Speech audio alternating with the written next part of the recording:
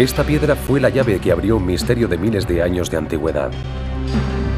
Descifrar sus signos parecía una tarea imposible hasta que un hombre decidió dedicar toda su vida a investigar sus mensajes ocultos. La piedra de Rosetta.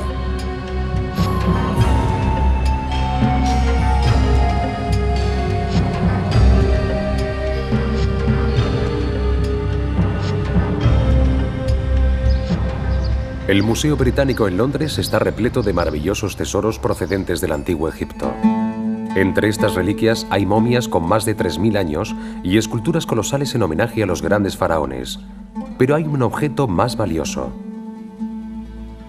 A la entrada de la colección egipcia se encuentra una enorme placa de piedra que podría pasar desapercibida si no fuera por el lugar que ocupa.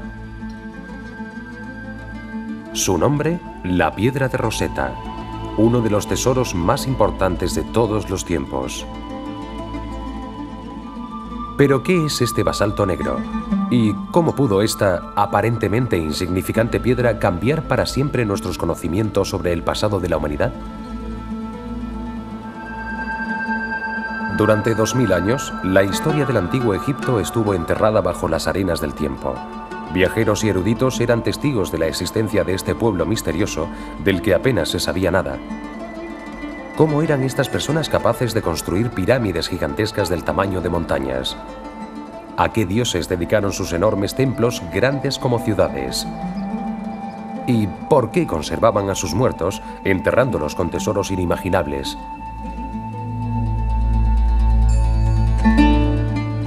Los visitantes a este mundo antiguo ven extraños dibujos por todas partes.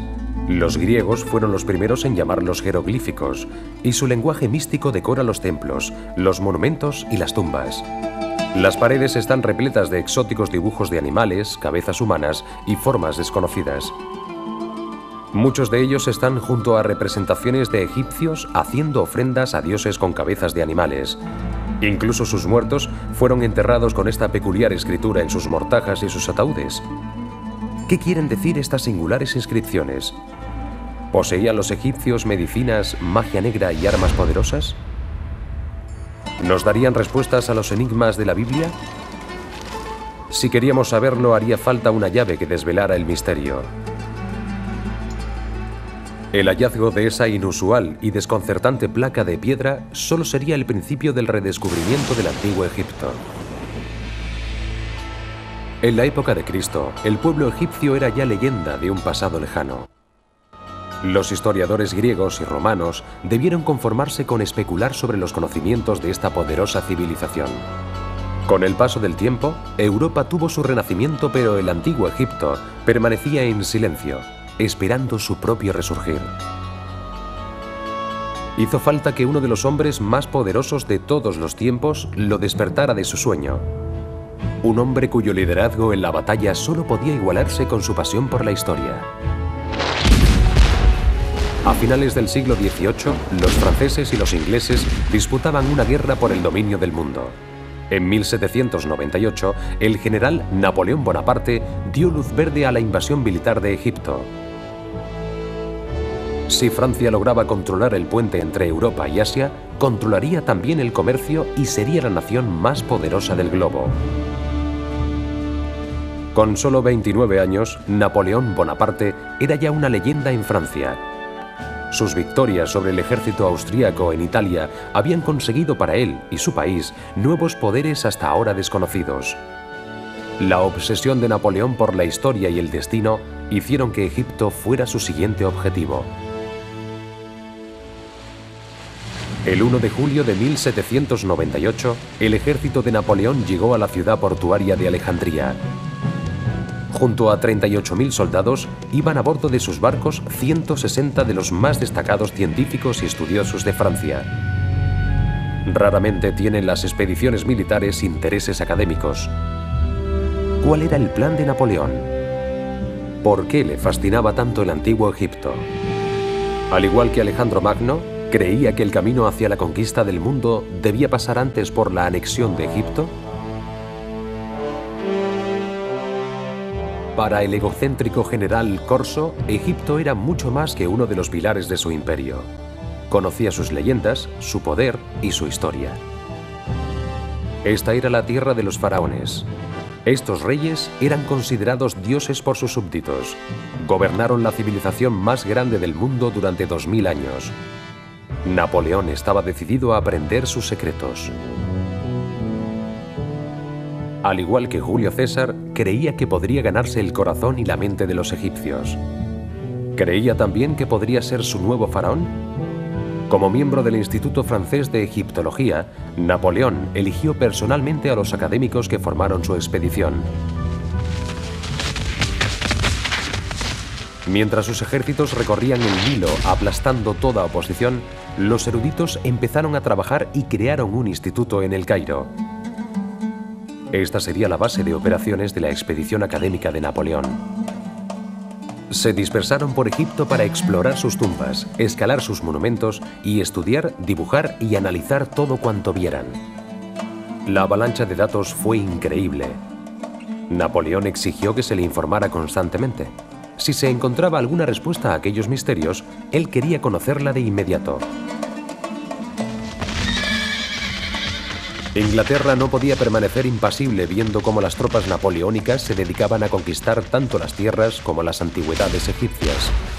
Algunas semanas después, la Marina británica atacó a la francesa y destruyó sus barcos, comenzando así un asedio que duraría 2 años.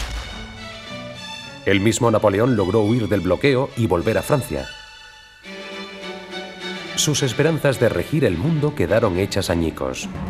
Mientras el abandonado ejército francés luchaba, sus científicos y estudiosos estaban creando la egiptología moderna. En una carrera contra su inevitable expulsión por los británicos, aceleraron sus esfuerzos copiando y analizando todo cuanto les fuera posible. Debían encontrar respuestas a estos milenarios enigmas. Curiosamente, no fue ni un científico ni un historiador, sino un soldado, la persona que haría el descubrimiento más importante de todos. A mediados de julio de 1799, y viendo que el asedio sería largo, los franceses seguían reforzando sus defensas. Situada cerca del Nilo, en el lugar donde desemboca hacia el Mediterráneo, se encuentra la ciudad de Rosetta. Con el fin de reconstruir la antigua fortaleza árabe que allí había, los soldados bajo el mando del teniente Pierre Bouchard comenzaron a reparar los muros. Los árabes solían coger materiales de templos antiguos para construir sus propias edificaciones. Oculta entre estas paredes desde la época de los faraones, había una enorme plancha de piedra. Mientras los soldados derribaban la antigua defensa árabe, la extraña piedra volvió a ver la luz. Inmediatamente se dieron cuenta de que estaban ante algo poco usual y posiblemente valioso.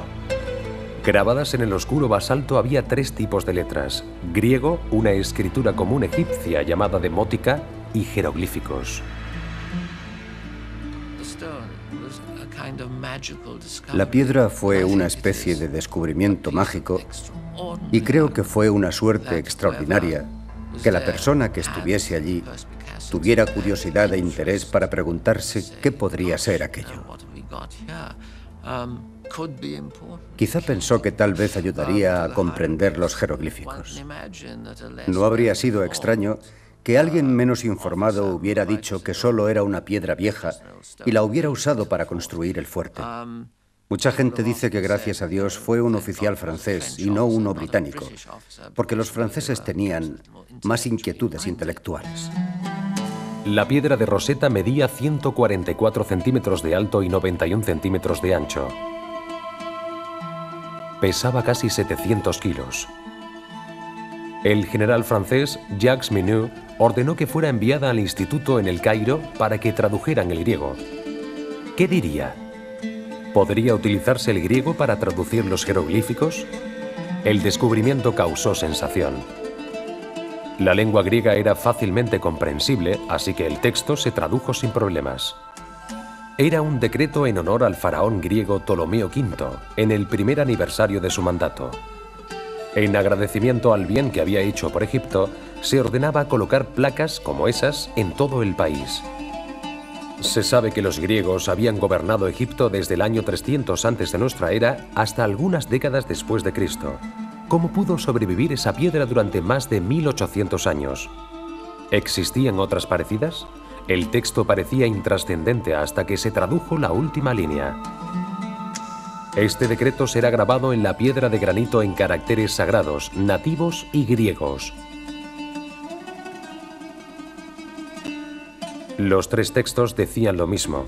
La noticia no tardó en extenderse por Europa. La piedra ofrece un gran interés para el estudio de los caracteres jeroglíficos. Tal vez por fin nos dé la clave de ellos. El Cairo, Egipto, 1799. La piedra de Rosetta no estaría mucho tiempo en manos galas. El asedio británico pronto obligaría a los franceses a rendirse. ¿Cómo intentó un general francés ocultar la piedra para evitar que los ingleses se hicieran con ella? Durante las negociaciones, los oficiales militares vencedores exigieron que se les diera la piedra. ¿Creían que los jeroglíficos traducidos revelarían secretos militares? ¿O que era la voz que daría fin al largo silencio del antiguo Egipto?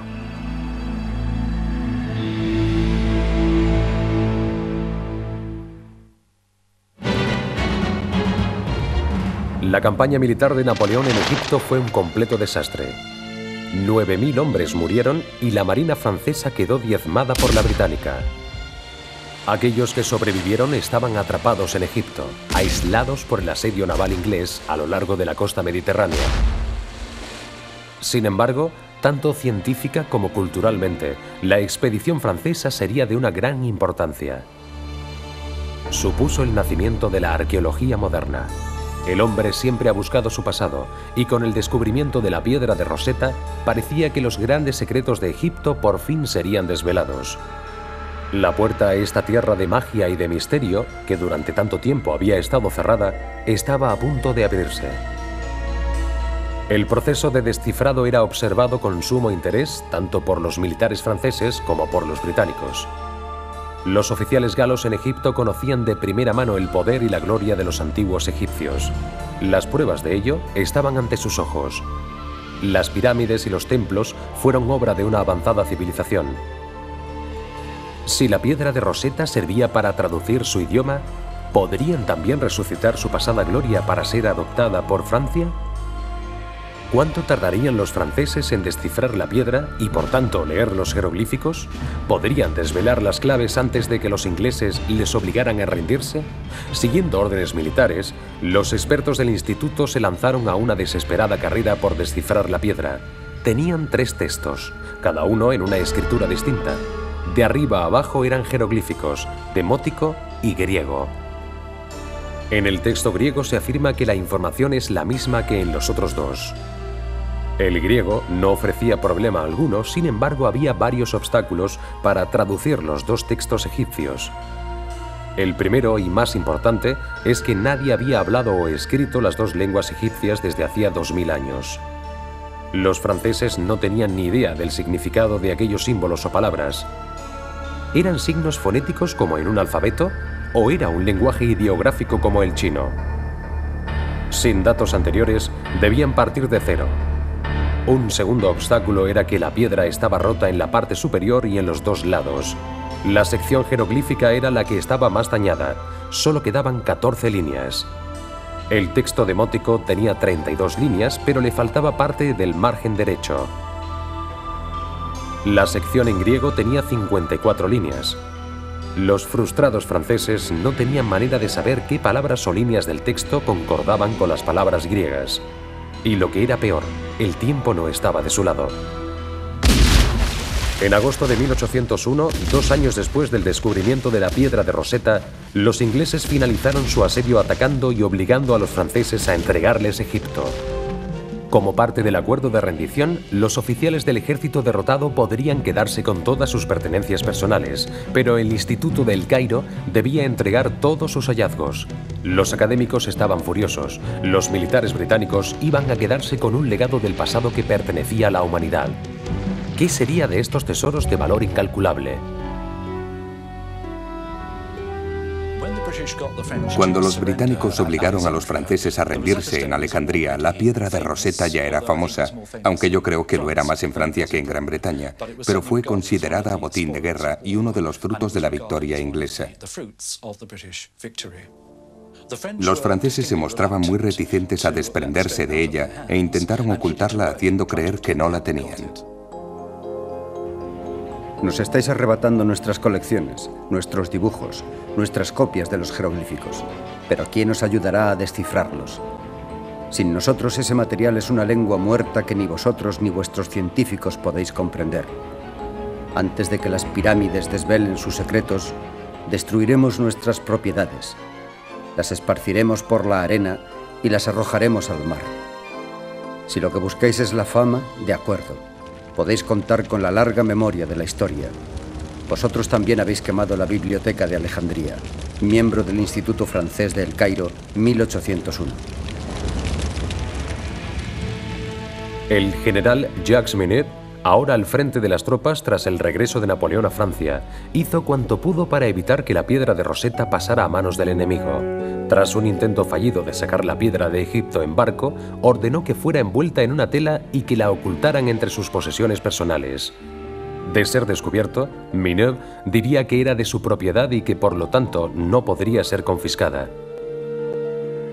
Sabiendo que los franceses intentarían sacar la piedra de Rosetta del país, el ejército británico mandó traer a Egipto desde Grecia a William Hamilton, un especialista en antigüedades. Durante su estancia en Grecia, fue fundamental en la adquisición de parte del frontón del Partenón de Atenas. Los ingleses sabían que no abandonaría Egipto sin más tesoros para su rey. Hamilton y el ejército británico sospechaban que Minette había ocultado la piedra. Al ser interrogado en su casa de Alejandría, el general francés protestó airadamente diciendo que tenía derecho a quedarse con la pieza, pero los oficiales ingleses insistieron. A punta de pistola, Minette tuvo que reconocer la superioridad del enemigo. Y en lugar de destruir la piedra, decidió que los ingleses eran más fuertes y merecían recibir el más preciado de los trofeos. William Hamilton confirmó la autenticidad de la piedra y el ejército británico por fin obtuvo su ansiada recompensa. La piedra de Rosetta fue enviada a Inglaterra de inmediato, llegando en febrero de 1802. Los ingleses tenían ahora la clave, pero los franceses habían hecho copias y la carrera por ver quién sería el primero en descifrar sus misterios ocultos comenzó. Con todo el poder y las riquezas que había en Egipto, la verdadera fama sería para aquel que hallara la respuesta. La expectación era enorme y los más relevantes eruditos se lanzaron a la batalla por ver quién abriría esa puerta. ¿Por qué hubo tantas rivalidades entre amigos? ¿Quiénes fueron los hombres que intentaron descifrar el código y fracasaron? ¿Revelaría alguna vez la piedra de Rosetta sus enigmas? Mientras los franceses y los ingleses se dedicaban a redescubrir Egipto, en otras naciones del mundo tenían lugar acontecimientos históricos.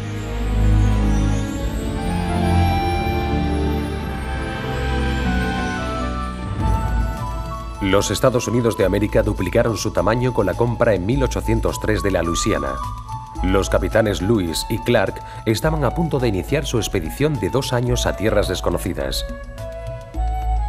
Thomas Elgin cautivó la imaginación del público al conseguir que varias esculturas del Partenón en Grecia fueran a parar a Inglaterra. Y en China, tras casi 4000 años de gobierno, una dinastía se acercaba a su fin.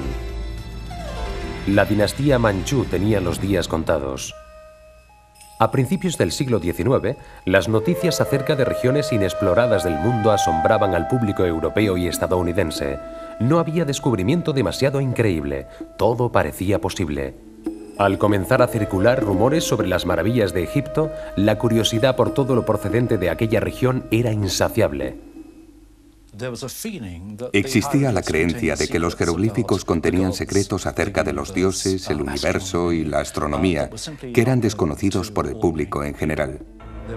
Desde un principio hubo una gran curiosidad, puesto que todo era obvio y evidente, y especialmente porque estaba relacionado con los templos y los sacerdotes, y se pensaba que debía haber algún misterio. Que los jeroglíficos no eran unas escrituras normales, que si se descifraba el código, los jeroglíficos nos dirían cosas que nadie había pensado jamás. y ahora que se disponía de la clave del idioma egipcio, todos los esfuerzos se volcaron en intentar descifrar la piedra de Rosetta.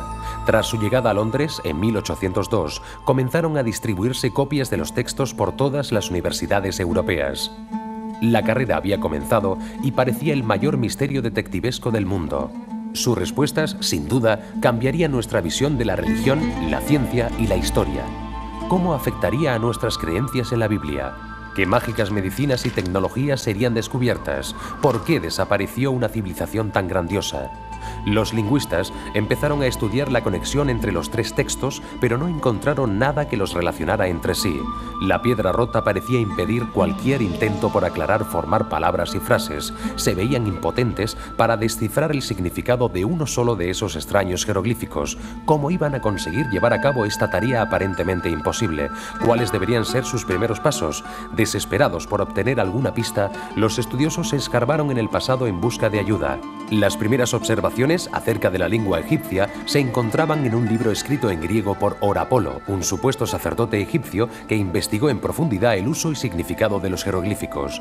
Su libro, titulado Hieroglífica, escrito en el año 5 a.C., era considerado una especie de Biblia para los estudiosos de esta materia. Orapolo describió 189 signos jeroglíficos distintos. De cada uno hacía un detallado análisis de su aspecto y de su significado mitológico. A pesar de haber descrito signos individuales, Orapolo nunca los combinó para formar frases o párrafos. Y aunque muchas de sus afirmaciones eran correctas, su trabajo también contenía errores.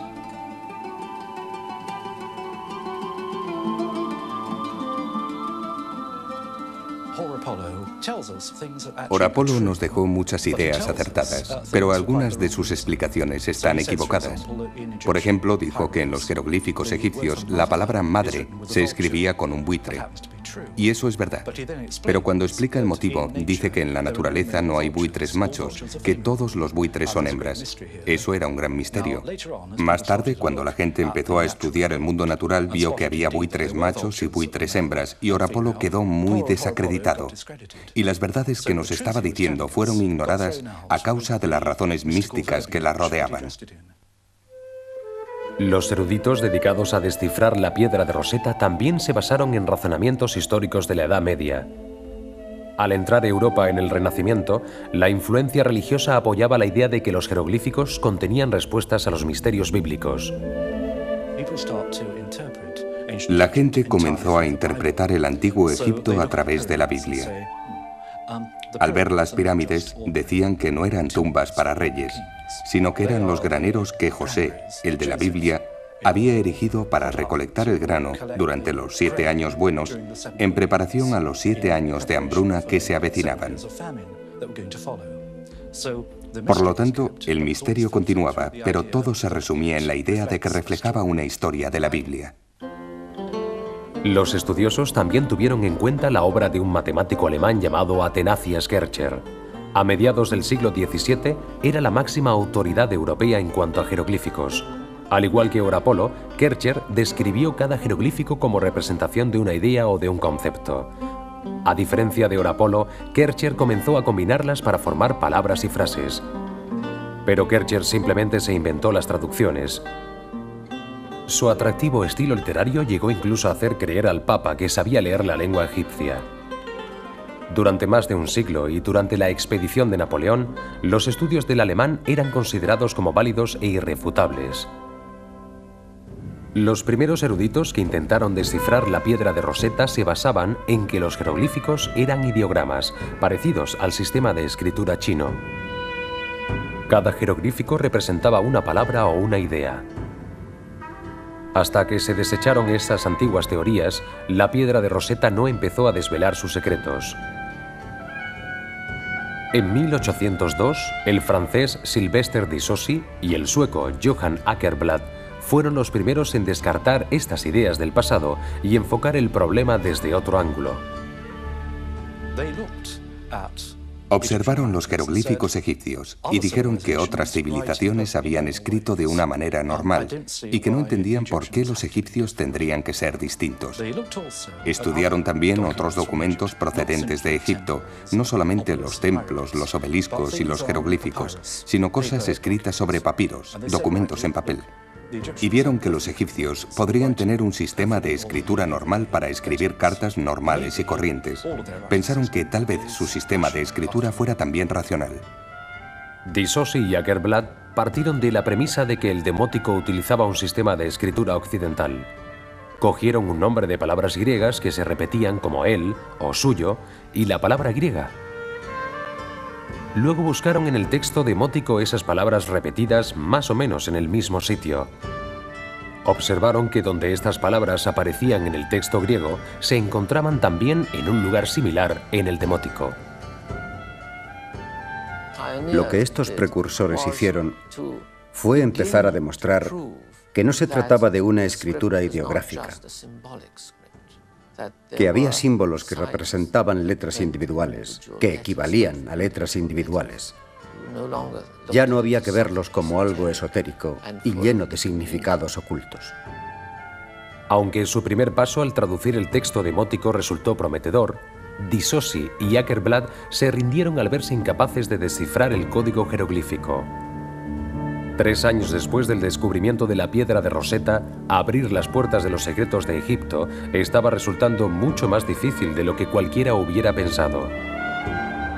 Las mentes más privilegiadas de Europa comenzaron a pensar que los misterios de Egipto quedarían ocultos para siempre. Tras el intento fallido de Disosi y Åkerblad, pasó una década sin que hubiera una aproximación seria a este asunto. Aunque la fascinación del público por el antiguo Egipto seguía creciendo, la piedra de Rosetta fue prácticamente olvidada. Para aquellos que consideraban descifrar los jeroglíficos, el fracaso de Disosi y de Åkerblad suponía una losa tan pesada como la piedra misma. Los especialistas veían que aquello podía ser un gran premio, pero que implicaba un enorme riesgo. Podrían acabar cubiertos de gloria o haciendo el ridículo ante todo el mundo. La mayoría de los eruditos son por naturaleza bastante cautelosos, y hacía falta una persona muy especial que se atreviera a decir que no le importaba hacer el ridículo y que intentaría descifrar aquello. La carrera vuelve a ponerse al rojo vivo con la aparición de un adinerado científico inglés que se enfrenta a un joven y obsesionado erudito francés por hallar la clave. Un genio británico decidió dedicar sus vacaciones de verano a descifrar la piedra de Rosetta y fue el primero en leer los jeroglíficos. También conoceremos la leyenda que habla de la predicción de un hechicero afirmando que un muchacho de pueblo sería el que iluminaría el pasado.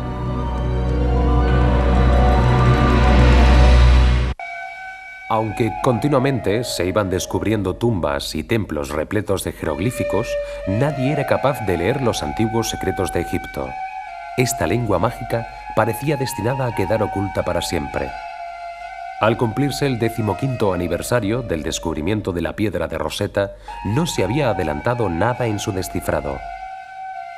Y aunque los intentos fallidos por deshacer su enigma no animaban a continuar con su estudio, 2 hombres decidieron aceptar el reto y ambos afirmarían haber sido los primeros en dar con la clave. En el verano de 1814, un físico, médico y lingüista londinense de 41 años llevó una copia de la piedra de Rosetta a su casa de campo. Había decidido dedicar sus vacaciones estivales a resolver este acertijo.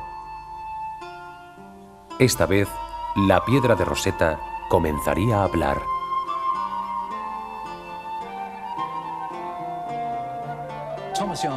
Thomas Young fue una de las personas más interesantes de la historia de Inglaterra. Si hiciéramos una lista de sus logros, resultaría asombrosa. Estudió la luz y cómo se propaga. Propuso una teoría sobre las ondas de luz que sería la base de buena parte de la física moderna. Le interesaba el ojo humano. Le interesaba cómo veía el color. Le interesaba la percepción. Y sus nociones sobre el ojo humano son también la base de gran parte de la óptica moderna. Este hombre fue probablemente el más brillante resuelve problemas jamás nacido en Gran Bretaña. Young creía que el misticismo que rodeaba al antiguo Egipto era una tontería. No creía que fuera a descubrir ningún secreto del universo. Lo que le atrajo de la piedra de Rosetta fue que era un problema, un misterio no resuelto, y quería ser el primero en desvelarlo. Young comenzó concentrándose en las palabras de un modo gráfico. Localizó líneas en el texto griego con palabras que aparecían más de una vez. A continuación, intentó encontrar líneas en el texto demótico que contuvieran grupos de símbolos repetidos las mismas veces. Utilizando esta deducción lógica, Young pudo sistemáticamente identificar 86 traducciones demóticas, incluyendo las palabras rey, Ptolomeo y Egipto. En ese mismo punto se detuvieron Disosi y Åkerblad, pero el éxito inicial de Young le condujo a seguir adelante con sus esfuerzos. Los egiptólogos llevaban mucho tiempo interesados en los jeroglíficos rodeados por una figura ovalada, los llamados cartuchos. Parecían estar colocados estratégicamente dentro y alrededor de los templos y las tumbas.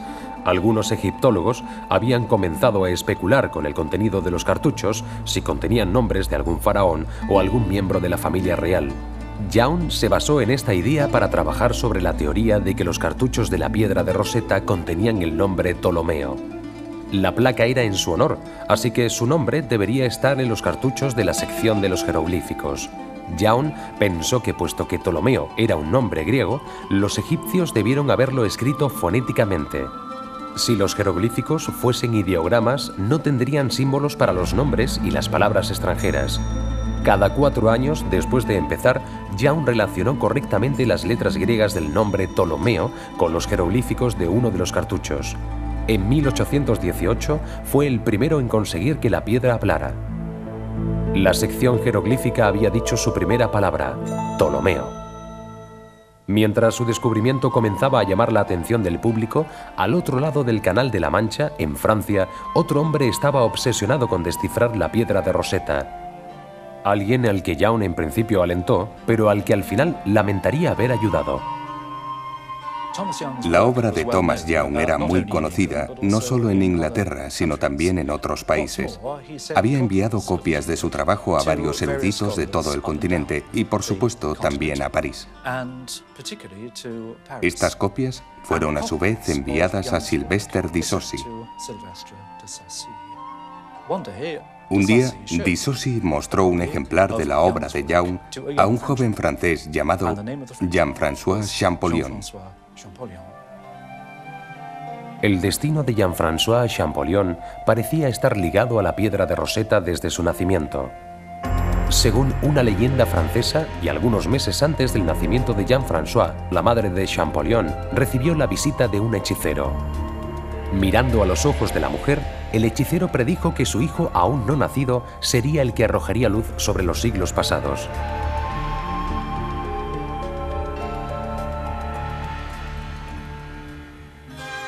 Champollion nació en Figeac, Francia, en 1790 y era hijo de un librero de pueblo. Cuando tenía 11 años, se encontraba interno en un colegio de Grenoble y la expedición de Napoleón a Egipto cautivó la imaginación de todos los franceses. El hermano mayor de Champollion, Jacques Joseph, le contaba relatos acerca de las glorias y los misterios de aquella región a su hermano menor.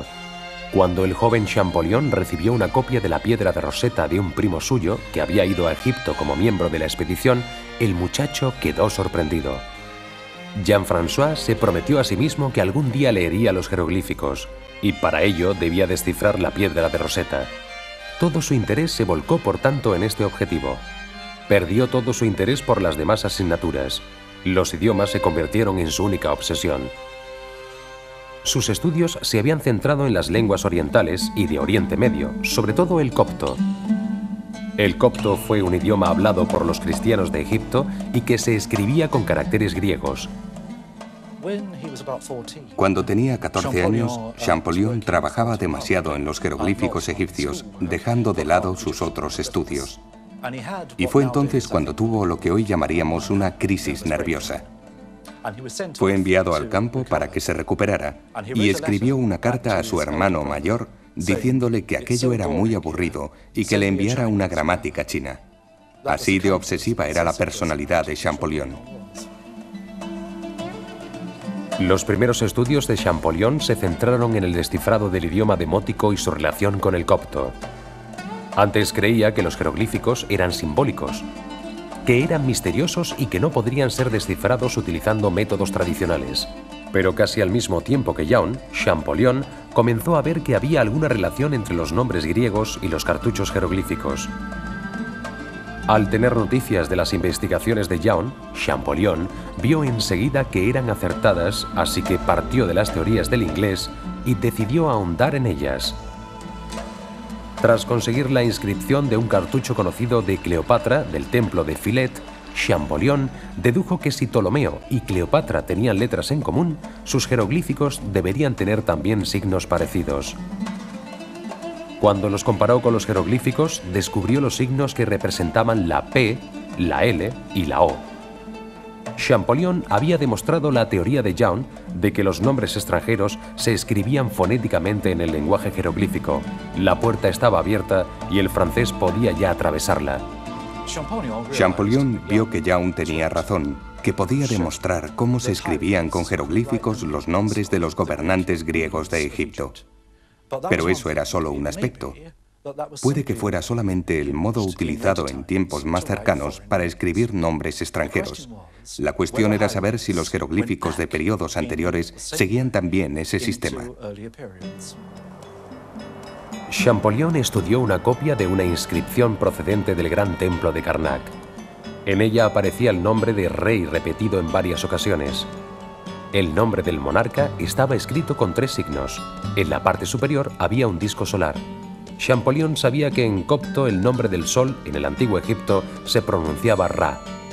Y en la parte inferior había un signo que Thomas Young había identificado como la letra S. Estaba escrito 2 veces. Tenía pues el nombre de un rey que empezaba por Ra y acababa en S.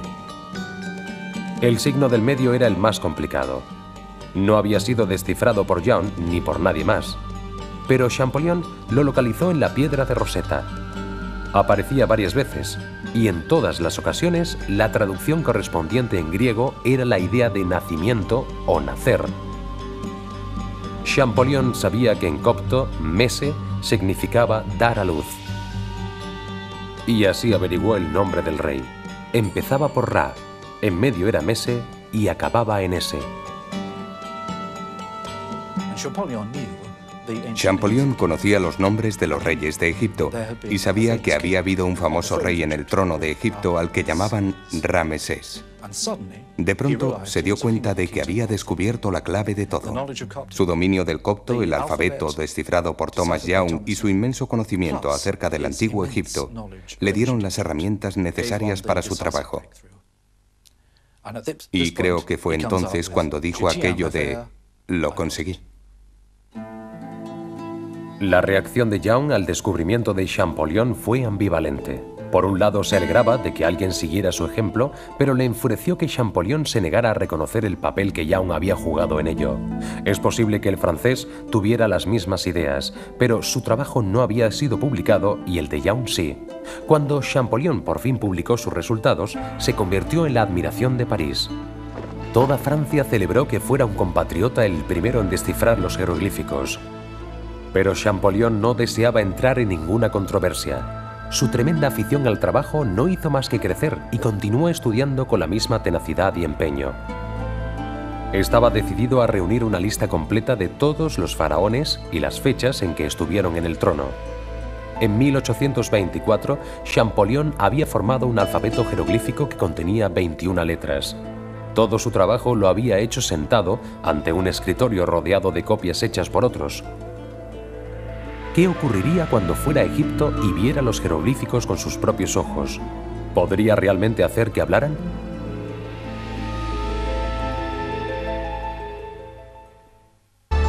La puerta hacia el pasado de Egipto comenzaba a abrirse. La piedra de Rosetta había demostrado por fin que era la clave para la interpretación de los jeroglíficos. ¿Pero qué decían? ¿Qué secretos y misterios revelarían?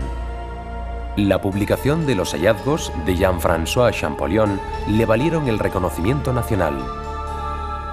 Anteriormente, la Academia Francesa le había considerado un loco obsesivo, dedicado en vano a llegar a ninguna parte. Pero ahora, de pronto, era un héroe. El gobierno galo pidió a Champollion que asesorara la compra de la magnífica colección del egiptólogo inglés Henry Sauss. Tras su incorporación al Museo del Louvre en 1827, Champollion fue nombrado primer conservador de la sección de antigüedades egipcias. Sin embargo, tenía ambiciones más grandes que dedicarse a hacer inventarios en un museo. Quería viajar a Egipto. En 1828, y con la ayuda del Museo de Turín, Champollion organizó una expedición para recorrer el río Nilo. Sería la mayor aventura científica en Egipto desde la de Napoleón. Fue su primer contacto. Un contacto absolutamente impactante con los monumentos de Egipto. Y naturalmente los recorrió como si hubiera enloquecido. Identificó numerosos cartuchos, ya que en ese momento estaba obsesionado con intentar establecer las fechas de los monumentos y el orden de los reinados, puesto que entonces no se tenía un conocimiento tan exhaustivo de la historia de Egipto y debían basarse en lo que aportaban los monumentos. El viaje de Champollion demostró sin ningún género de dudas que sus métodos eran acertados. Podía leer el antiguo idioma egipcio descrito en las paredes. Sus esfuerzos realizados para traducir los jeroglíficos supusieron el nacimiento de la egiptología moderna. Egipto dejó de ser una tierra de silencio. Ahora nos estaba hablando desde su pasado. Los nombres de faraones como Ramsés y Tutmosis eran hasta entonces legendarios, pero por fin podrían identificarse sus rostros. Sabemos cuándo gobernaron y en qué templos oraron. Al volver a París, Champollion continuó su trabajo. Tenían ya suficiente material para escribir una historia definitiva de Egipto. Desgraciadamente, no pudo culminar su obra. El 4 de marzo de 1832, Jean-François Champollion murió. Champollion nunca tuvo ninguna duda acerca de su habilidad ni de sus logros. Y aunque murió con solo 42 años, al final de su vida se reconoció todo cuanto había hecho. Y Francia creó con gran acierto una cátedra de egiptología para él, la primera del mundo. Así que murió sabiendo que sus esfuerzos no habían pasado desapercibidos. Buena parte de la obra de Champollion quedó inconclusa al morir, pero su hermano la reunió y la publicó en homenaje al genio de la familia. Champollion fue el primero en centrarse en la historia de los faraones egipcios y los demás emplearon su legado para estudiar lenguas demóticas y jeroglíficas. La cantidad de material escrito en las paredes y papiros era tremenda. Con el paso de los años, la historia social, política y económica del antiguo Egipto comenzó a ser comprendida. Pero lo que más sorprendió fueron los escritos personales. Hemos aprendido que al ver a los antiguos egipcios, nos vemos reflejados a nosotros mismos. Poco a poco comenzamos a ver que los egipcios eran como todos nosotros. Escribían cartas al director de su banco, escribían cartas a los recaudadores de impuestos, se escribían cartas entre sí tratando aspectos normales de su vida cotidiana. Tuvieron una literatura no muy diferente a la nuestra. La piedra de Rosetta devolvió a la vida tanto la historia del antiguo Egipto como la de la humanidad. Aunque hace ya más de 170 años que se descifró, solo nos encontramos en la superficie que cubre misteriosos tesoros ocultos. A pesar de los espectaculares tesoros hallados en la tumba de Tutankamón en 1922 y de la impresionante tumba de los hijos de Ramsés el Grande, descubierta en 1995, el antiguo Egipto aún nos deparará nuevas y asombrosas sorpresas. La piedra de Rosetta es el puente que une el periodo en el que todo cuanto sabíamos acerca de nuestros orígenes estaba en la Biblia o en textos griegos y romanos y el actual. Después de la piedra de Rosetta, podemos ver cómo la historia de la antigüedad habla por sí sola. Nos está diciendo de dónde venimos, de dónde proceden nuestras ideas, cuáles son nuestras raíces. La piedra de Rosetta es el instrumento que nos ha ayudado a ver cara a cara nuestra propia identidad. Hoy, y gracias a los extraordinarios esfuerzos de hombres como Napoleón Bonaparte, Thomas Young y Jean-François Champollion, el enigma de la piedra de Rosetta ha quedado desvelado. Con ella, el idioma y los misterios de los antiguos egipcios pueden ser comprendidos por todos.